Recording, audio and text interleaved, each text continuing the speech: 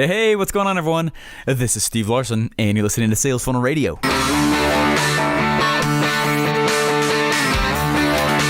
Welcome to Sales Funnel Radio, where you'll learn marketing strategies to grow your online business using today's best internet sales funnels. And now, here's your host, Steve Larsen.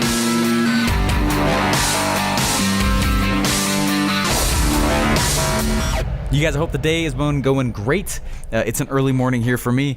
My favorite time is to get up my perfect day gets me up at about 4 o'clock, and then I lift in the morning, and I go get ready and everything, and then I'm either podcasting or something here kind of early in the morning, and that's kind of been my routine for the last little bit here, and it's been nice. I've actually really enjoyed it. What's funny about this morning though is that I love deadlifting. That's my favorite lift. And I was pushing myself, and so I was. There were man yells, like, I was like, and I didn't realize it, but my wife had gotten up also, and she thought I was hurt, and she was laying on the couch, and she had heard me like yelling in the garage, and I was getting my swole patrol on, baby. Anyway. Hey, I hope everyone's doing great though. I just wanted to kind of account and report for what happened last week. It was a special week. It was an awesome week. I have been waiting for last week to happen for years, and it was my first week by myself, solopreneur, which is not true. I have a team and people, and I've got my own little posse now, which is awesome. So. But self-employed though, for sure. That was the first week, and it's crazy. It's crazy. It's a total whirlwind.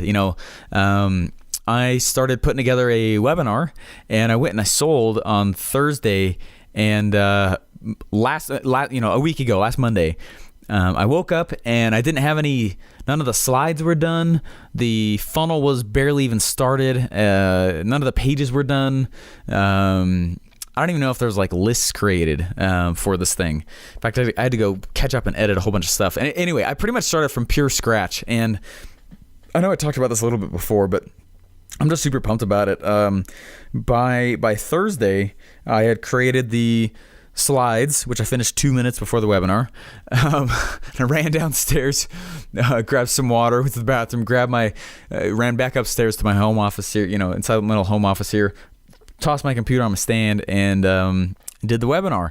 And on the webinar, we did 21 sales and then another 16 sales in the follow-up sequence, which was awesome. So, I mean, man, that was the first round one, which is great. Super exciting. And so, obviously now it's time for the so what. Okay, now what do you do next? That was obviously to a hot list. So obviously I'm going to promote again to a hot list, but this week I'm actually turning on ads, and I'm getting those things started and creating the hooks for that and putting all those things together and filming like crazy for the actual course. And I mean, this is an intense week again, a lot of stuff happening, and I'm so excited, and it was a lot of fun, and it was super, super, super encouraging to have that all happen. But it's just nuts. And again, I'm not bragging or anything. I'm pumped. I'm excited for what happened and all those pieces that got put in place, and it was well over a third of my yearly salary in 3 days, and just nuts. I mean, I remember no, it was 4 years ago. 4 years ago, my goal, you guys know how like at the beginning of every year I go and I set a goal. 4 years ago, my goal was to make $1,000 a month. And I was 37, and in the single, anyway, all I'm trying to say is it works. The stuff works. It's fun to actually, be running on my own. It hurts a little bit still. I love working at ClickFunnels. Love the environment there. It's weird to be sitting in my home office by myself, which is technically a bedroom, and it's big, but it's a lot of fun. But it's a little bit weird. And anyway, so I am a huge advocate though of different kinds of traffic. And so what I wanted to go through real quick is walk through what I've been doing the last, 4 months.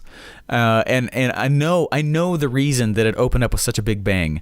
There's 2 reasons. And the first reason was because I have been, and I know I kind of talked a little bit about this earlier, but it sets the stage for something else. But I've been treating this a little bit like Tim Ferriss's book, The 4 Hour Work Week, and that's how he released his book very, very slowly over the course of like a year. And that's how he put his book out there. And he tested stuff slowly here and there and here and there. And that's exactly what I did for like the last year and a half, 2 years almost. And created a whole second podcast about it with the pure purpose of documenting the journey of me creating the thing. So, I mean, if you haven't started anything, you're in this beautiful position, guys. If you're like, I don't have the product yet, you're in an amazing spot. It's I almost envy the people who don't have anything started yet, because of the cool position that you're in. If you can document the journey of you creating the thing, man, you've got tons and tons and tons of content to be able to put out there. I put 50 episodes out of this other show, 50 episodes before the thing was ever launched. Just documenting the journey of the creation. Hey, today I did this. Hey, today I did that. And people were falling in love with the thing I was about to sell them before I was ever selling it to them. Does that make sense? I was selling them without them knowing that I was selling it. And it's funny, between the two different audiences, I've never really sold that much stuff here on this show, but they were expecting a sale, and it's a much, much smaller audience than this audience here, and it's just fascinating for me to watch the differences between the two of them, and anyway, this show gets 300 to 500 downloads a day-ish, somewhere around there. The other one only gets, I don't know, 1 to maybe 150, 200-ish a day, and which is still not a bad size. But it's just interesting to see the split between the audiences, the way I launched each one of them, the attitudes and the differences between the two. It's been fascinating to watch back and forth on that. Anyway, pretty fascinating stuff. So, I am a huge fan of paid advertising. I used to think that just by, there was a time I was getting all these sales, but I wasn't spending actually any money on anything. And I thought that was a win. And that was extremely juvenile of me to believe that. Instead, I should want to spend as much as I can in ads and just destroy everybody else who can't pay to actually acquire a customer. You know what I mean? That's the way to true domination with this, is paid advertising. And so I'm turning on, so Stephen, what are you doing next? Well, this is what I'm doing next, right? So I've done the first week's webinar, and now this next week I'm doing the same thing again, but I'm turning ads on. And I'm starting to get another Dream 100 package out the door. And that's what I've been doing. I started that about 4 months ago. And I started shipping a ton and a ton and a ton of stuff to just Dream 100 people. And if you have no idea what I'm talking about, you should definitely go read .com Secrets and Expert Secrets. I believe it's in both books. It's one of the only things that's in both books. The other one is the Attractive Character Principle. Excuse me. So what I did is I just did a free training on this a little bit for almost 3 straight hours. So I mean, I'm not going to obviously go through this whole thing right now, but just as a quick recap over the top level, I mean, the other guys got tons of stuff, like kind of, I don't know. They got, I mean, 3 hours that lets me go into a lot of detail of how I did everything, and I actually peeled back all of my campaigns and all the things I've been doing, because I've had authors and huge people you guys all know, say yes to promoting my new course. All right, say yes to promoting the thing that's out there, and I started that 4 months ago, and so what I did is last Friday, I was like, you know what, I want to go through and actually show everyone how I did these things, and so I did it's almost 3 straight hours of teaching how I actually pulled off the campaigns with this thing. And so what I did, step number 1, is I went and I actually hired 2 VAs, and these VAs, they're like data scientists kind of, and I had them go through, and I said, look, and you guys, I said, give me the top influencers in this industry. Give me the top influencers. I want to know who they are. And I said, I want to know who they are. I want to know, obviously, their name, phone number, email, their business address, if they're selling any products online. I want to know the size of their Facebook following. I want to know the size of all their social media followings. I want to know, do they have any big dominant website out there? Do they have, and it was like this deep dive, and they gave me way more than 100 people, way more than 100. And from those 100, or from that list, I went through and I whittled down 100 people that I thought would be really, really cool to reach out to. And basically what I did is I went through and I said, look, let me find out a little bit about each one of these people, so it's not like I'm sending the same thing to everybody. And I went through and I figured out those things, and then I created these lumpy packages, super lumpy, really bright fluorescent colored wrapping packages, and I mean, they stood out like a sore thumb. And I put, like, the first thing I shipped out was this little plastic microphone. And I know it was kind of junky, but it was to keep it lumpy, and it was to help me, first of all, vet out to make sure that I actually got the right addresses from all those people. And I went through and I shipped out that first batch, and there was like 30 that returned back, which was kind of sad, but foreseeing that this might be the case, what I did is, as I was dropping the Dream 100 packages into the mail, I took a picture of each individual package in a way where in the picture you could see all the other packages laying around. So they're like, holy crap, there's a lot, look at all these packages. These packages are all over the place, you know. And so they knew they weren't the only one getting this. And so I started mailing big influencers a whole bunch of packages all over the place. Okay. And those pictures that I took just on my phone, I went back and I Facebook, you know, I went on Facebook and I put I went into Facebook Messenger and I sent them the picture. And I said, hey, just saying thanks, this is on the way to you. That was it. I'm not asking anything. I'm not asking for anything. I'm just letting them know I even exist. Okay. And the letter that I wrote was awesome. Oh man, I went into super detail with that with everyone for 3 hours. It was kind of an impromptu training. I emailed out about it. We had about 40-ish people on, I think. And which is great. You know, it's impromptu. I sent it the same day that I was doing it. And for those of you guys who jumped on real fast, you guys got the full scoop of this. But it was kind of cool because I basically, like, I was thinking through, you know, hey, here's what I really did. Is 4 months ago, I started thinking through, like, okay, Russell is busy, you know, and it's hard for him to give attention to each individual thing that comes through the door. It's hard for, you know, and I was thinking like how do I open the floodgates a little bit? I mean, if I was to email somebody like another Russell in another industry, I do not expect that person to even get it, right? It's hard to get a hold of me. I know that. And I'm not nearly on the level of someone like Russell, you know, and it's challenging to get a hold of me. So it's way harder to get a hold of somebody like a Russell or a big influencer, somebody like that, so that they can actually see, you know, who you are, or even the fact that you exist. Okay, so I don't send emails. And I know that some people defer like that, and that's fine, but I don't. I want to send them something that's kind of shaking right off the bat. It's kind of jarring. It's a pattern interrupt. And so what I thought is, like, I gotta sell this big influencer on me with the same tenacity that I sell my customers on my product. I need to sell this Dream 100 person on me. And so what I did was I actually wrote a webinar script for the Dream 100 group. They didn't know that's what it was. But all I did is, instead of like tell it all in one shot, I flipped it on its side so that package number 1 was origin story. Package number 2 was my secret, was the story of secret number 1. Like, package number 3 was the story, you know, from secret number 2, and so on and so forth. Does that make sense? So it's origin story. That's the first package. So I wrote out in a letter and told that story with something that was lumpy in there that I could tie into that was slightly cheesy, but then also showed them that this wasn't like a generic message. Okay, and it worked.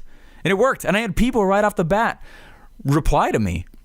Not a ton. These are big influencers, but I had like 2 or 3 reply back. And that's great. That's a success with huge influencers like that. If I know that if they just name drop me just a little bit, it gets my stuff all over the place, right? They get affiliate commissions on something that's converting well, and I get to put my stuff out to their list, right?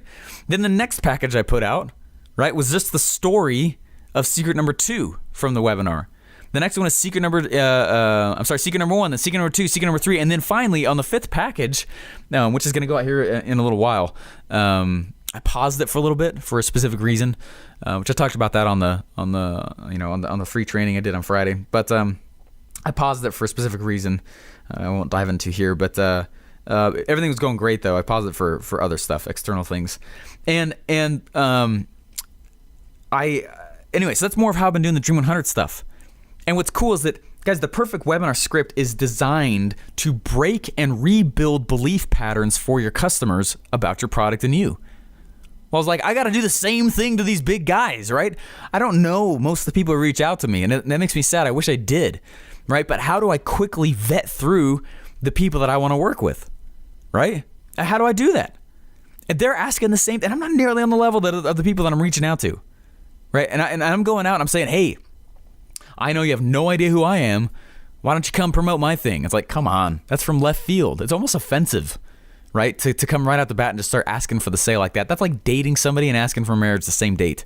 Very first date. That makes sense? So anyway, that's what I've been doing though. So package 1, 2, 3, 4. And then package 5 is me asking for the quote unquote sale, which is basically me talking about the affiliate program. It's talking about other people I've been promoting with and for and things like that. And anyway, it's been cool to do it that way, because by package 2, suddenly people, and it was it was a super cool thing. Then by people were actually writing letters back, big guys. Writing letters back saying, hey, yeah, oh my gosh, this is so freaking cool, awesome, this is awesome. And then package number 3, it was something that you could wear. People, these huge guys were putting the thing on, taking pictures of themselves and sending it back to me, because I kept sending back the pictures over social media. And what was cool about that is that some of those addresses on the original package, group that I sent out were not correct. But what it let me do is the people who were still interested, the people who saw, I gave them anticipation, and then they turned around and said, hey, that address isn't right, or whatever. And suddenly it, I got the right address and was able to reship stuff out to them. Does that make sense? It's huge to do it that way. Super awesome. And they're like, wait a second, what is this? What is this? You know that it's been proven that if you're going to go on a vacation, the level of anticipation for the vacation is can be equal to, if not more, being more excitement and more adventure and more awesome feelings as the same amount you'll get on the vacation itself. The level of anticipation and the feeling you get can be equal to, if not more, than what you'll actually feel on the vacation itself. It's like taking 2 vacations, guys. If you can set anticipation up correctly, set it up in the right way, you actually will. It's one of the 9 mental triggers from the book Launch from Jeff Walker. Right. Another one is reciprocity. So I'm sending them all this stuff. I'm not asking from like a thing from them for like a while, for packages and packages and packages. And it's not expensive. These things are only like $8 to $12 maybe per package. Right. There's 100 of them on there. And guys, I mean, it's amazing what that does. I was I was teaching a fat event once, funnel hackathon event.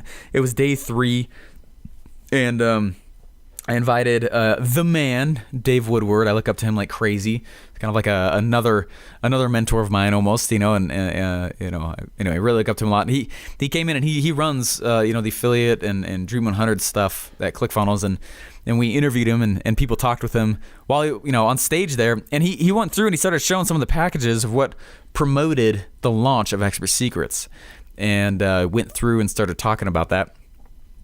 And people asked, like, hey, how much are these packages that you guys are sending out? And Dave's like, hey, about $25, but they're each bringing in an average of thousands and thousands of dollars. And people are like, what? And that's kind of the what I want to get across is that, like, if you guys aren't actually actively creating relationships with people, you can't build the product, have it be done, and then start working on Dream 100 stuff. It's not that you can't. So let's say you did do that. But man, it is so much more effective to actually go out and have a group of people wanting to promote your thing, or at least knowing who you are at the time of the launch. Because that's the benefit of where I am right now with my own thing, is that last week I sold to a hot audience. I'll do it again this week, but we're going to turn on ads. But I don't like to actually just depend on ads. I want to make sure that I'm going through and going where the communities are that already exist. Right? Where are the other people who could benefit from the thing that I'm selling also? Who owns those lists? Let's go through and let's promote with them. Does that make sense? Massive, massive, massive, huge, guys, massive stuff like that, because you could spend a ton of time creating the river, or just go find the places where there already is a river. You go find the place, instead of just digging around all over the place in random places, or maybe there was a river there, you're going back and you're saying, where do the rivers actually exist? And chances are someone owns the river. Okay, well, how do I get in, how do I get buddy with that person? Right? It's like Mark Zuckerberg owns this massive river called Facebook. In order to get in good with Mark, he just asks for a little fee for ads, But man, there's other rivers, there's other places that have, it takes a lot of time, money, and energy to actually create an audience, to create a river. So whenever I see somebody who just does ads alone and not Dream 100 stuff, I'm like, man, it's not that that's wrong.